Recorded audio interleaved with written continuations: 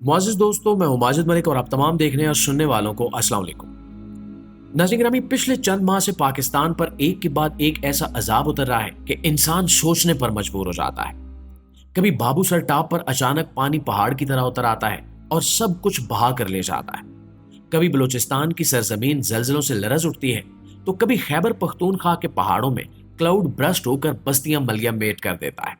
लाखों जिंदगियां तबाह हो रही हैं, हजारों खानदान उजड़ गए हैं, अरबों का माली नुकसान हो चुका है और यूं लगता है जैसे हमारी धरती पर आफात का एक ना खत्म होने वाला सिलसिला शुरू हो चुका है। लेकिन सवाल यह है कि आखिर ये सब क्यों हो रहा है? आखिर अल्लाह हमसे इतना नाराज क्यों है? क्या हमने अपनी जिंदगियों में ऐसी गलतियां कर ली हैं जिनकी सजा अब हमें यूं भुगतना पड़ रही है? और आज की वीडियो में हम आपको ये भी बताएंगे कि इस सैलाब के दौरान कैसे कुरान का मौजज़ा रूनुमा हुआ, जिसने लोगों को सजदा करने पर मजबूर कर दिया। नाज़रीन ग्रामी, ये अलमनाक वाकया खैबर पख्तूनख्वा के जिला बोनीर और सवात में उस वक्त पेश आया जब अचानक मूसलाधार बारिशों ने पूरे इलाके को अपनी लपेट में ले लिया। रात गए जैसे ही बादल गरजे, तेज बारिश शुरू हो गई। बारिश आम बारिश नहीं थी। ऐसा लग रहा था जैसे आसमान फट पड़ा हो और पानी के दरिया ऊपर से बरस रहे हो। पहाड़ों के दामन में वाक़े नदी नालों ने लम्हों में तुगयानी इख्तियार कर ली। पानी का बहाव इतना शदीद था कि इसने अपने रास्ते में आने वाली हर चीज को बहा कर रख दिया। बोनीर की तहसील गुदेजी में चंद मिनटों के अंदर अंदर वो मंजर देखने को मिला जो कयामत सुगरा से किसी भी लिहाज से कम नहीं था। घर जमीन बोस हो रहे थे, दुकानें और बाजार मलबे का ढेर बन गए थे। लोग अपने बच्चों को उठाए भाग रहे थे, मगर पानी का रेला इतना ताकतवर था कि किसी को भागने का मौका ही नहीं मिला। सुबह तक जब हालात कुछ संभले और लोग मलबे तक पहुंचने लगे, तो वहां तबाही का वो आलम था कि हर आंख अश्कबार हो गई।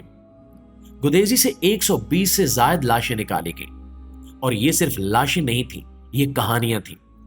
वो बच्चे जो कल तक स्कूल जाते थे, वो माएं जो घरों को संभालती थी, वो बाप जो रोजी रोटी के लिए निकलते थे, सब एक लम्हे में हमेशा के लिए खामोश हो गए। तहसील चगरजी का हाल भी इससे ज्यादा अलमनाक था। यहां एक ही खानदान के 22 अफराद मलबे तले दब गए। नाज़रीन ग्रामी, थोड़ी देर के लिए तसव्वुर कीजिए कि एक ही छत तले रहने वाले सब लोग एक साथ दुनिया से रुखसत हो गए। घर की दीवारें गिरी और पूरा खानदान मिट्टी में दफन हो गया। ऐसे में वो मनाजिर देखने वाले कहते हैं कि आसमान भी रो रहा था। बारिश के कतरों के साथ इंसानी आंसू भी बह रहे थे। डगर की तहसील में भी 15 अफराद अपनी जान से हाथ धो बैठे हैं। ये सब रात के अंधेरे में उस वक्त हुआ जब लोग सुकून की नींद सो रहे थे। पानी के रेले ने इन्हें संभलने का मौका ही नहीं दिया। सुबह जब मकामी लोग इमदादी कार्रवाई के लिए निकले, तो हर तरफ लाशें बिखरी पड़ी थी। अस्पताल जख्मियों और लाशों से भर गए थे। डॉक्टरों ने अपनी छुट्टियां मंसूख करके दिन रात ड्यूटियां दी, मगर वो फिर भी रो पड़े। सवात की सूरत हाल भी कुछ मुख्तलिफ नहीं थी। दरियाए सवात और दरियाए पंचकूड़ा दोनों में ऊंचे दर्जे का सैलाब आया। मैंगोरा शहर के बाजार पानी में डूब गए। लोगों ने अपनी गाड़ियों को बचाने की कोशिश की, मगर तेज पानी ने इन्हें ऐसे बहाया जैसे खिलौने हो। बच्चों की किताबें, दुकानों के सामान, घरों के बर्तन सब पानी में बह गए। बेशर बंटर इलाके में जब आसमानी बिजली गिरी, तो 2 मकानात लम्हों में जमीन बोस हो गए और 8 अफराद जाँ बाक हो गए। ये वो लम्हा था जब लोग अपने घरों में बैठे थे और किसी को भी कोई खबर नहीं थी कि अगला पल इनकी जिंदगी का आखिरी पल होगा। दोस्तों, मानसेरा में भी एक अफसोसनाक मंजर सामने आया जब एक कार बरसाती नाले में बह गई और 2 अफराद हमेशा के लिए रुखसत हो गए। बाजोड़ और दीर के इलाकों में कई मकानात ढह गए, पुल टूट गए और कई लोग लापता हो गए। लेकिन इस होलनाक सैलाब के दौरान एक ऐसा मौजज़ा भी पेश आया जिसे देखकर वहां मौजूद लोग हैरान रह गए और कई लोग अपनी आंखों से मंजर देखकर सजदे में गिर गए।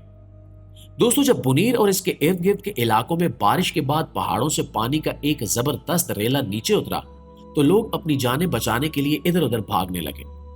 वो रेला किसी पहाड़ के टूटने जैसा था। अपने साथ पत्थर, दरख्त और हर रुकावट बहा कर ला रहा था।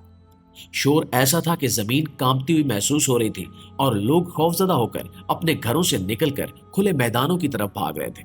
और इसी भयानक मंजर के दौरान एक ऐसा वाकया हुआ जिसने हर किसी को हैरत में डाल दिया। इस हुजूम में एक हाफिज कुरान भी मौजूद था। इसके हाथ में अल्लाह का मुकद्दस कलाम कुरान मजीद लिपटा हुआ था। वो भी बाकी लोगों की तरह भाग सकता था, मगर उसने ठहरने का फैसला किया। जैसे ही उसने देखा कि रेला तेजी से सीधा लोगों की तरफ बढ़ रहा है, तो उसके दिल में ये बात आई کہ اب انسانوں کی کوششیں ناکام ہو چکی ہیں، اب بچانے والا صرف اور صرف اللہ ہے۔ وہ حافظ پانی کے سامنے بڑھا، دونوں ہاتھوں سے قرآن کو بلند کیا اور بلند آواز میں اللہ کی آیات پڑھنا شروع کر دی۔ یہ منظر ناقابل یقین تھا۔ وہ ریلا جو پہاڑ سے گرجتے شور کے ساتھ آ رہا تھا، سب کچھ بہا دینے کے لیے تیار تھا۔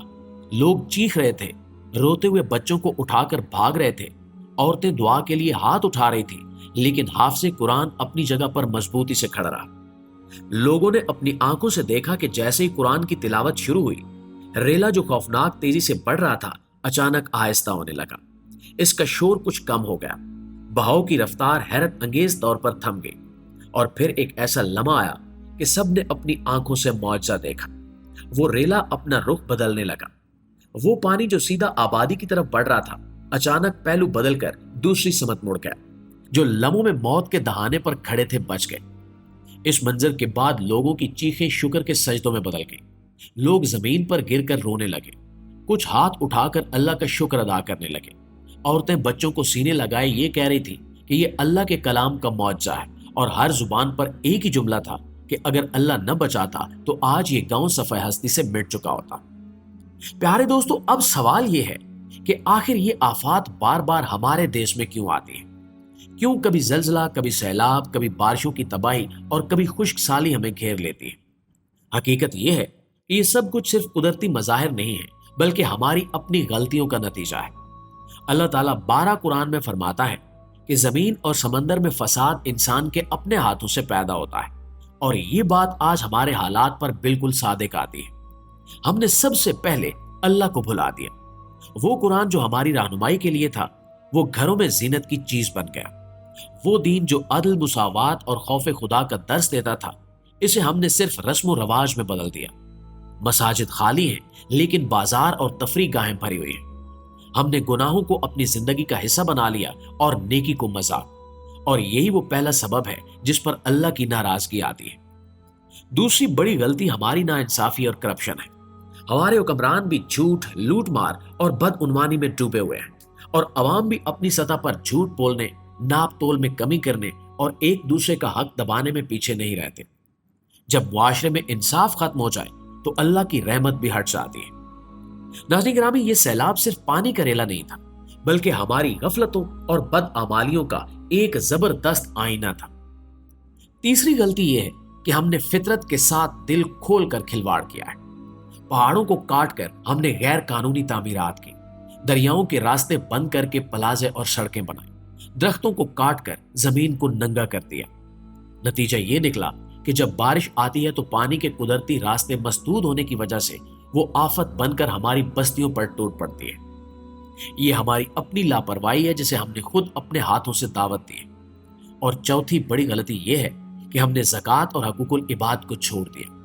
غریب بھوکے سوتے ہیں اور امیر اپنی تجوریوں کو بھرنے میں لگے ہوئے ہیں۔ معاشرے میں جب نادار اور مظلوم کا حق مارا جاتا ہے تو اللہ کی طرف سے عذاب اترتے ہیں تاکہ انسان کو جھنجھوڑا جائے۔ لہٰذا دوستو، اگر آج ہم نے اپنی روش نہ بدلی تو یہ آفات بار بار آئیں گی، اور شاید پھر کوئی حافظ قرآن ہمارے سامنے نہ ہو جو اللہ کے کلام سے طوفان کا رخ موڑ سکے۔